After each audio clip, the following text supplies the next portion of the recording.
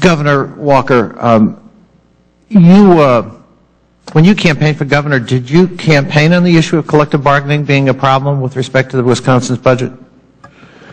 I talked about wages and benefits overall, even ran campaign ads on it, but I didn't specify exactly what form. I talked about the broad spectrum, and in fact, AFT Wisconsin, one of the unions that objected to being on this, actually ran campaign flyers pointing out some of my statements about collective bargaining, mediation, arbitration, and other issues. So that was an issue that was a part of the campaign.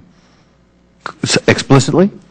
Well, again, I didn't run an ad saying I'm going to do exactly this, but I talked about the full range. In fact, talked about it in a couple of debates about the fact that the full spectrum of issues. Good. That's what I had 43 debates when I ran for re-election last year.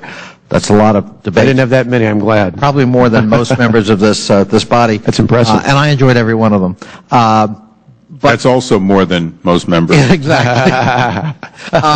But did collective bargaining, in your debates with your opponent, you actually brought up collective bargaining and said that's something I'm going to address if elected governor? I talked about the whole spectrum. I talked specifically about the 5 and the 12%. They said, how far are you willing to go? I said, I'm willing to change the law from one end of the spectrum, whether it's a modest change or an outright change. I talked about it there. I talked about it again in the transition. I talked about it. Governor Walker, I'm asking a very specific question. Yeah.